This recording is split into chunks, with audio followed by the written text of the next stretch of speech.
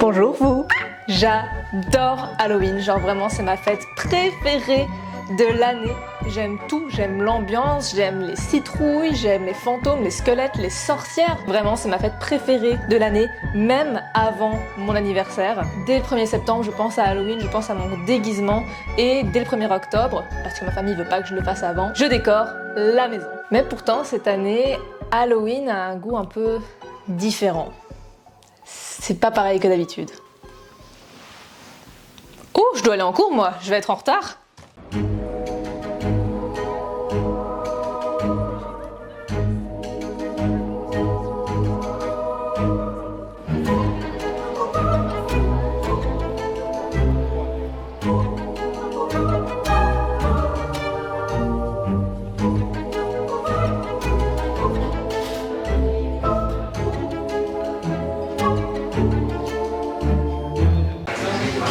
Rebonjour tout le monde, car on s'est déjà vu, on s'est déjà parlé.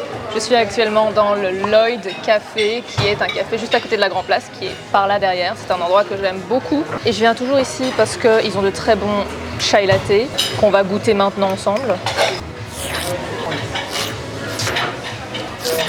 Comme je l'ai dit avant et comme vous avez dû le comprendre, je suis fan d'Halloween, je pense que je l'ai assez répété. Et en fait, chaque année, je fais une soirée Halloween. Et je pense que c'est pour ça que j'aime autant Halloween, c'est parce que je l'associe à ce moment où je rassemble tous les gens que j'aime. Et vraiment, ça fait partie de mon identité, cette soirée. Mais cette année, j'ai décidé de ne pas faire de soirée Halloween. C'est une décision qui n'avait pas été facile et c'est lié à un phénomène dont j'ai envie de parler aujourd'hui. Je suis dans une sorte d'entre-deux relationnel, de creux relationnel, où je n'ai plus de relation fusionnelle, à ne pas prendre les mots à la lettre. Attendez, avant que je vous explique. En fait, quand j'en parlais autour de moi de ce ressenti, ce phénomène, je me suis rendu compte que ce n'est pas du tout un phénomène isolé, c'était plutôt un phénomène partagé, car beaucoup de gens autour de moi me disaient « mais en fait, t'as trop raison, je vis trop la même chose ». Donc, j'ai décidé de me pencher un peu plus sur ce phénomène et de le nommer. Et donc j'ai appelé ça la solitude universitaire. C'est quoi la solitude universitaire? Solitude, c'est un mot un peu fort, mais je trouve que ça caractérise bien le ressenti de chaque personne qui vit ce phénomène. C'est une solitude amicale, et je parle bien de solitude amicale. Moi, dans mon cas, je l'ai ressenti, cette solitude universitaire, mais je suis toujours entourée de ma famille, de mon copain, donc je suis jamais vraiment seule. C'est vraiment une solitude amicale que ressentent les étudiants en études supérieures après quelques temps dans leur cursus scolaire. C'est une sorte de creux d'entre-deux relationnel où tu es entre deux cercles sociaux qui a deux caractéristiques. Oui, j'ai bossé un peu mon texte. Petit A, la première caractéristique de cette solitude universitaire, c'est une dilution des anciennes relations. Les relations qu'on avait, par exemple, dans mon cas, en réto, se dilue, s'effrite, dû à plein de choses en fait, dû au fait qu'on fasse des études différentes. Enfin, moi je suis en études sociales, j'ai plein d'amis qui sont en médecine, en droit, en des études scientifiques, économiques, histoire aussi. Donc cette dilution des anciennes amitiés vient des études différentes, de fait qu'il y en a qui sont en haute école ou à l'université. Ça fait qu'on a aussi des rythmes de journée différents et on rencontre tous de nouvelles personnes et du coup nous avons tous de nouveaux cercles sociaux. Donc cette dilution des anciennes relations est due à une évolution de chacun dans leurs différentes études, dans leur vie perso ou professionnelle et c'est un phénomène tout à fait normal. Je pense que tout le monde à la fin de ses études secondaires a rencontré ce phénomène où on s'éloigne un petit peu des personnes qu'on fréquentait tous les jours. La deuxième caractéristique de cette solitude universitaire, c'est à contrario la naissance de nouvelles relations. Le fait de rencontrer des nouvelles personnes qui généralement sont dans les mêmes études que toi et du coup partagent tes intérêts, l'excitation des nouvelles rencontres, car c'est trop chouette de rencontrer de nouvelles personnes, Mais ces relations sont encore des relations bébés où on n'est pas encore très proche de la personne, on n'est pas encore très fusionnel, on se cherche un peu, on espère que ça va devenir des relations très proches, très fusionnelles et qu'on va être copains pour l'éternité, mais pour l'instant, et c'est normal, c'est comme ça, ce sont des relations bébés qui viennent à peine de naître. Donc la solitude universitaire, c'est cet entre-deux où les relations de secondaire se diluent et les nouvelles relations en études supérieures naissent et du coup on est pile dans cet entre-deux, dans ce creux où on n'est plus proche et fusionnel avec personne. Est-ce que vous avez compris?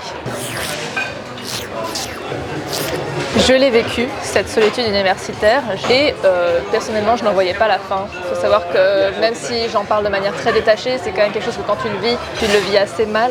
T'es quand même assez touché par tout ça, t'es un peu triste généralement de voir que des relations se sont diluées, mais que les autres ne sont pas encore au même stade, enfin, c'est assez spécial.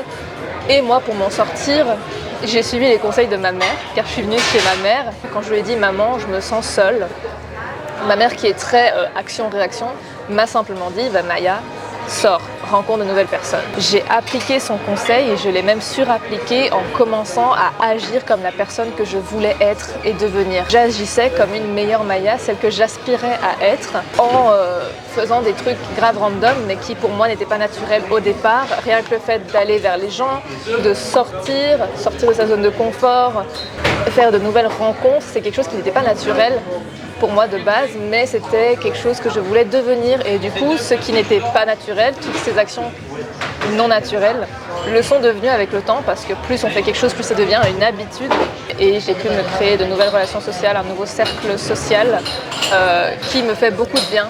Car je vais dire une banalité, une généralité que tout le monde connaît, mais les relations sociales, ça fait du bien au moral et ça fait qu'on est beaucoup plus heureux dans la vie de tous les jours. En tout cas, moi, je le suis.